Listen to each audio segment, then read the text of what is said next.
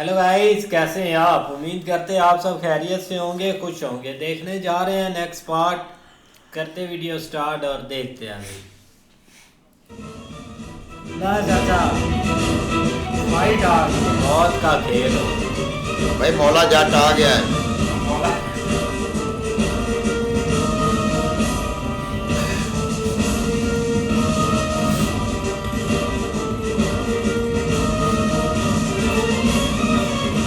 फिर और पीछे पीछे रहता है, अगे नहीं जाता।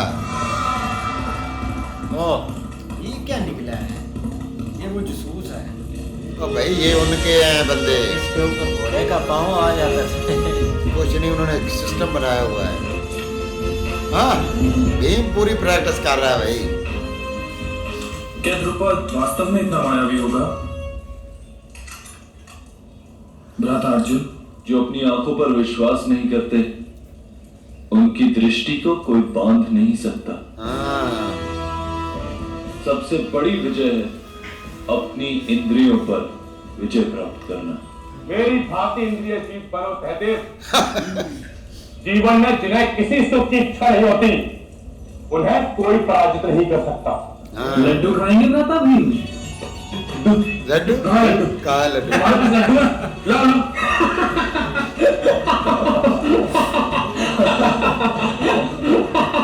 यार ऐसे भाई नहीं। ये है मेरा भाई, जिसे किसी सुख की इच्छा नहीं लुभाती। ओए,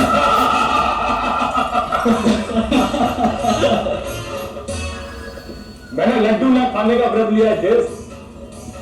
लड्डू का विचार भी नहीं करूंगा। हाँ, विचार करूंगा पर लड्डू खाऊंगा। खाऊंगा नहीं। जब सामने आ जाए तो छोड़ेगा नहीं। जब तक द्रुपद को पराजित करके आपको युवराज नहीं बना देते। भाई की सोच अच्छी है।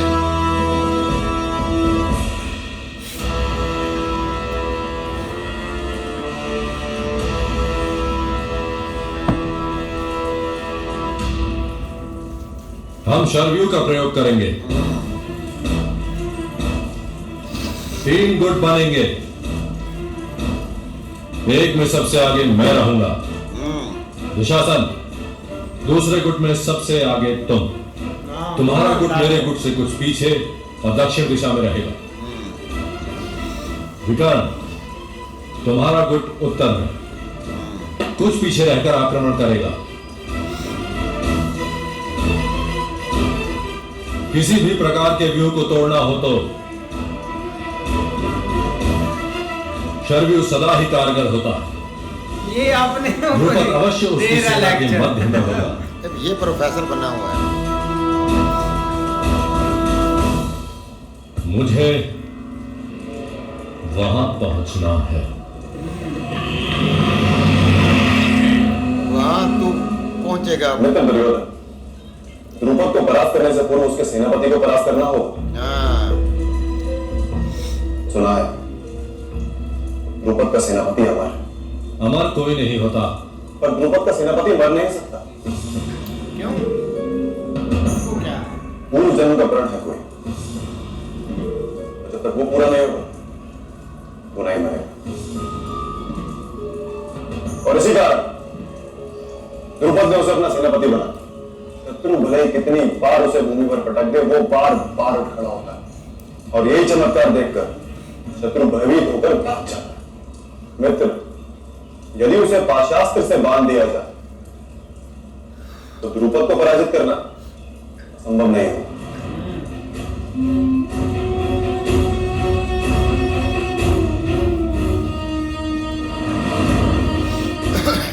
विकर्ण, पाशास्त्र जानते हो तुम? जानता तो हूँ भ्राताश्री, किंतु विश्वास नहीं है। अर्जुन को जानता है। अर्जुन जानता है सारा कुछ भाई। अर्जुन की सहायता से मैं यदि युद्ध जीता तो वो पराजय ही है मित्र। उसके बगैर तो कुछ भी नहीं है भाई। स्मरण रहे दुशासन, किसी भी स्थिति में द्रुपद की पराजय केवल और केवल मेरे हाथों हो। ये आवश्यक है। और ये किस प्रकार करोगे? युधिष्ठिर सबसे ज्येष्ठ, तुम्हारी सेना का सेनापति भी वही बने और उसके व्यू के अनुसार तुम्हें लड़ना पड़े। अर्थात किसी भी स्थिति में विजय युधिष्ठिर की ही होगी। ये द्रौपद की साइड पर ना हो इसका कोई पता नहीं। मामले की तरह वो भी मुकम्मल तैयार हैं भाई।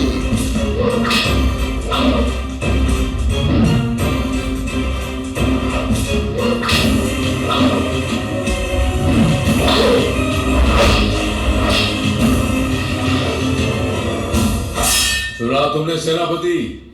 सेनापति है ये। द्रोण आ रहा है हस्तिनापुर के राजकुमारों के साथ। लड़की है। 105 राजकुमार और तुम्हारे पास 2 अक्षौहिणी सेना। बंदी बना लो सभी को। भीष्म आएगा उनका रक्षण करने। तुम्हारा जीवन कार्य पूर्ण होगा और हस्तिनापुर पर पांचाल की ध्वजा चढ़ेगी। अच्छा बात है।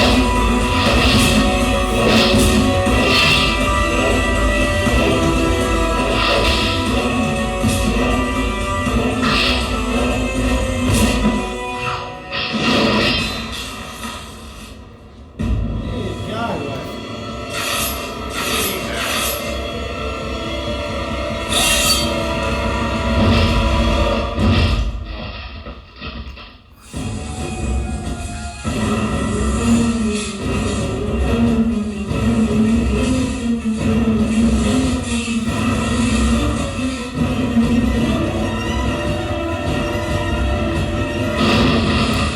क्या बात है। ख्वाब अच्छा देख रही है।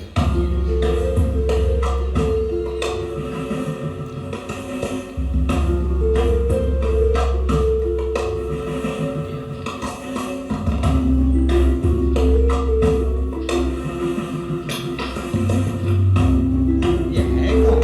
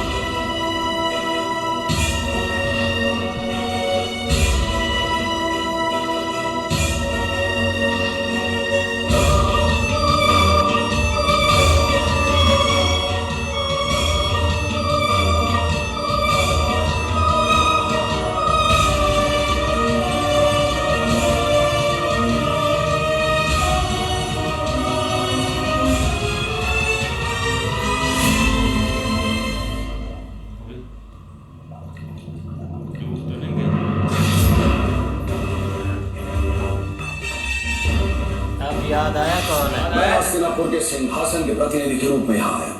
हमारे युवराज विचित्र वीर के लिए आपकी कन्या का दान मांगना। यदि उपस्थित राजाओं में से किसी को मेरी बात पर आपत्ति है तो उस राजा को मेरे सामर्थ्य की परीक्षा लेने का अधिकार है। क्षत्रिय का विद्युत और द्वंद का आह्वान टाल नहीं सकता गंगापुत्र। मैंने मन से महाराज शाल को अपना पति मान लिया है। इस स्वयंवर में मैं महाराज शाल के कंठ में वरमाला पहराऊंगी, ये निश्चित था। आपने भारी सभा में अपने सामर्थ्य का प्रदर्शन करके मुझे जीता है। अब मेरा विवाह होगा तो केवल आपके साथ गंगा पुत्र भीष्म। किंतु ये संभव नहीं है। मैंने आजीवन ब्रह्मचर्य का व्रत लिया है। और मैं वही व्रत तोड़वाने आई हूँ यहाँ भीष्म। आप मेरे गुरु श्री परशुराम की शरण में जाए। और यदि मैं दोषी हूं तो मुझे दंड देने की शक्ति केवल मेरे गुरु भगवान श्री परशुराम में है। जब तक मेरे मन का समाधान नहीं हो जाता तब तक भगवान परशुराम को युद्ध करना ही होगा। भगवान मेरी मनोकामना पूरी कीजिए। इसकी मृत्यु मेरी कामना है महादेव। मैं इसकी मृत्यु का कारण बनना चाहती हूँ। यदि कभी भी तुम किसी उत्तात कार्य हेतु जुड़ोगी, कभी भी किसी महान कार्य की पूर्ति हेतु भीष्म की मृत्यु की कामना करोगे तो तुम भीष्म की मृत्यु का कारण अवश्य बनोगे। तो मैं जीना नहीं चाहती, किंतु मैं नया जन्म लेकर आऊंगी 25 वर्षों बाद भी। ये कन्या उसका प्रतिशोध लेगी। हम इस कन्या का नाम शिखंडनी रखते हैं। और जब तुम्हारी आत्मा तक को वृद्धत्व और थकान घेर लेगी, मैं तुम्हारी मृत्यु का संकल्प लेकर जन्म लूंगी।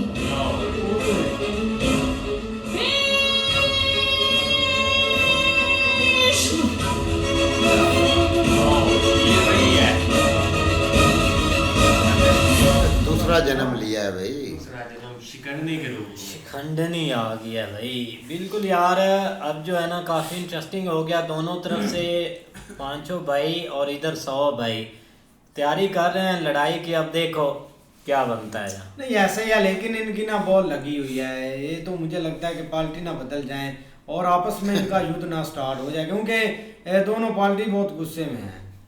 भाई सेनापति तो हम तो सोच रहे थे कि भाई कोई मर्द होगा, ये तो भाई औरत है जो सेनापति है। और भाई इतनी ताकतवर है कि 4 बंदों के साथ अकेली वो लड़ रही थी और उसने भी चारों को मात दी है। भाई उधर अर्जुन भाई पूरी प्लानिंग के साथ तैयारी कर रहा है और भाई भीम जो है ना वो भी अपना मुकम्मल डोले शोले जो है ना उनको आजमा रहा है कि ये काम देंगे। लेकिन भाई वो दूसरे छोटे भाई ने बोला है कि भाई इसको तो मेरे पास एक लड्डू है वो इसको देते हैं। तो भाई उसने जल्दी से बोला है कि ये लड्डू तो मुझे दो। तो जब उसने बोला है कि लड्डू तो नहीं है तो भाई उसने अपने भाई को धक्का दिया और नीचे गिरा दिया।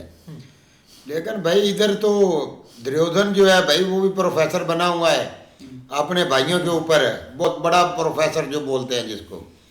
आपने यहाँ से एंट्री मारनी है, मैंने आगे रहना है, आपने दूसरी साइड से आगे रहना है, और जो गुरु का बेटा है भाई उस तीसरी साइड से वो उसने एंट्री मारनी है। ये तो जीत। लेकिन गुरु के बेटे ने भाई उसको बोल दिया है कि भाई जो उसका सेनापति है ना वो भाई जितनी बार आप उसको मारेंगे वो फिर उठ के खड़ा हो जाता है। एक से पूछा भी नहीं कि आपको आता है। तो उसने बोला भाई मुझे अपने आप पे विश्वास नहीं है कि मैं भाई ये कर पाऊंगा या नहीं। तो लेकिन भाई गुरु के बेटे ने उसको बता दिया है कि ये काम अर्जुन कर सकता है और कोई नहीं। लेकिन उसने बोला है कि ये विजय तो मैंने पानी है। तो भाई उस वक्त गाय नहीं चरानी थी, विजय पा लेनी थी। उस वक्त तू गाय चराता रहा है। क्यों ताने दे तो यार जब सीखने का टाइम होता है सीखा नहीं। अब बोलता है अपने भाइयों पे भी भरोसा नहीं है। तो भरोसा किस पे करे, खुद तो अनाड़ी है।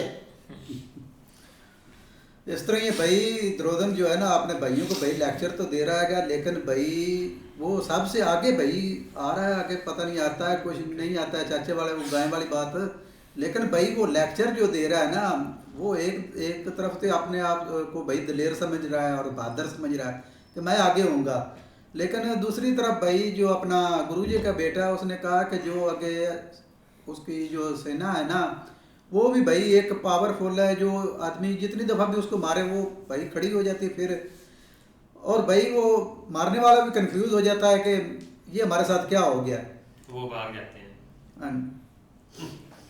नहीं ऐसे क्या, लेकिन दूसरी तरफ भाई एक नई एंट्री है जो कि एक महारानी अम्बा जो मतलब उस वक्त उसने प्रॉमिस किया था कि मैं ही भीष्मा जी को मारूंगी। और वो एक डिसाइडेड भी है कि भाई एक भीष्मा जी के आगे बात करेगी, वो देखेंगे जब वहाँ तक पहुँचेगी।